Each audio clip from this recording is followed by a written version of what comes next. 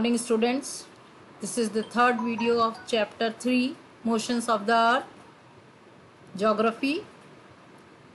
Year is usually divided into summer, winter, spring and autumn seasons. हमें सबको पता है कि ईयर जो होते हैं वो कौन कौन से सीजन्स में डिवाइड होते हैं, समर में, विंटर में, spring season and autumn season. Seasons change due to the change in the position of the earth around the sun. Seasons क्यों change होते हैं? क्योंकि अर्थ की जो पोजीशन है, जब वो सन के चारों तरफ चक्कर काटती है तो अर्थ की पोजीशन चेंज हो जाती है, इसलिए सीजन्स भी चेंज हो जाते हैं. Now will see next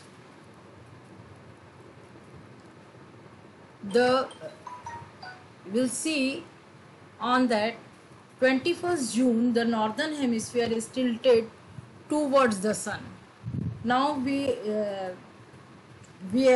all of know this कि हाफ जब सर्कल हम ड्रॉ करते हैं अर्थ, we will draw the half of the earth is the that line called the equator. Imaginary line is called the equator. और equator के ऊपर का जो हिस्सा होता है, top of the equator is called the northern hemisphere and bottom side of the equator is called the southern hemisphere. We already know this. Now in the northern hemisphere is Tropic of Cancer lies on northern hemisphere. The rays here the rays of the sun fall directly on the Tropic of Cancer. Sun की जो rays होती है वो Tropic of Cancer पे direct fall करती है.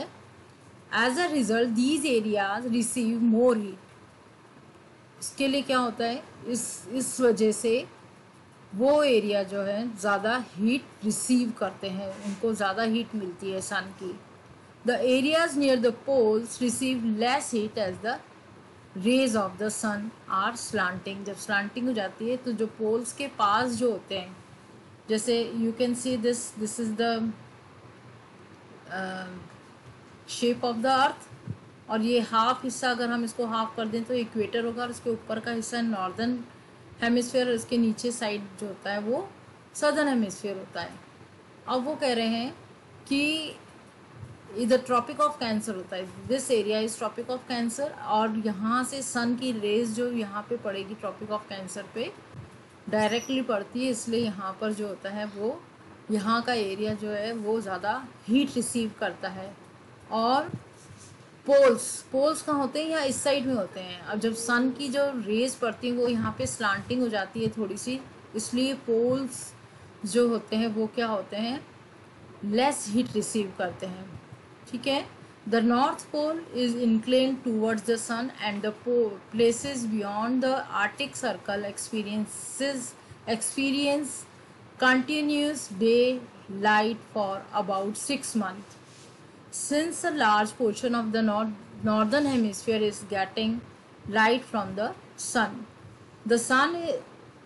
it is summer in the regions north of the equator.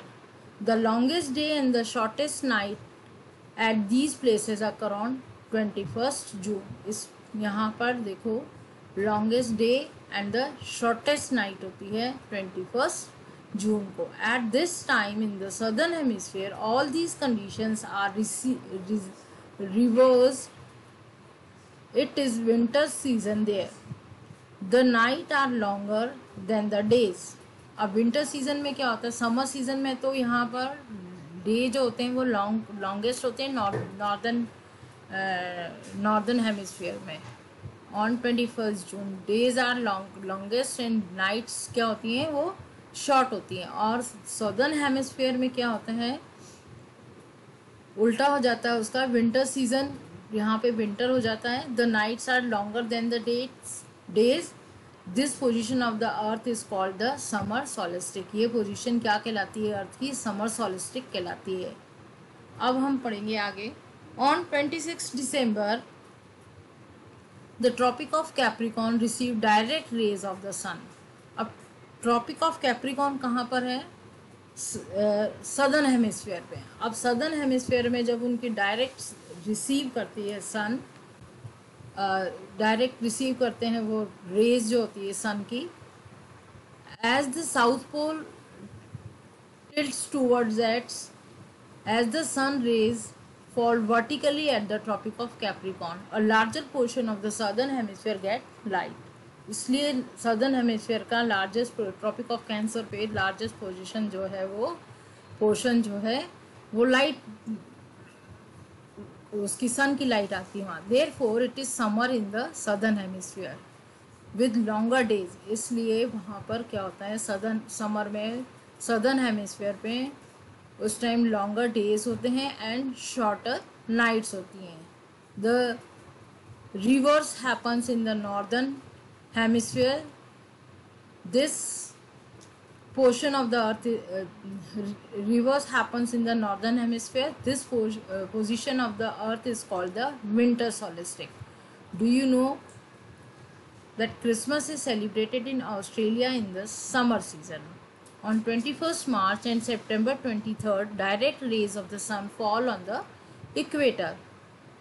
अब 21st मार्च और 23rd सितंबर को डायरेक्ट सन की जो है वो डायरेक्ट रेज किस पे पड़ती है, इक्वेटर पे. एट दिस पोजीशन, ये position neither of the poles it's tilted towards the sun, इसलिए पोल्स सन की तरफ टिल्ट नहीं होते हैं. So the whole earth experience equal days and equal night, इसलिए सारे पूरे अर्थ में इक्वल डेज होते हैं और इक्वल नाइट्स होते हैं. This is called equinox. On 23rd September, it is autumn season in the northern hemisphere and the spring season in the southern hemisphere. अब 23rd September को autumn season होता है northern hemisphere में और spring season होता है southern hemisphere में. The opposite is the case on 21st March when it is spring in the northern hemisphere and the autumn in the southern hemisphere. I thank you students. I hope you will understand this.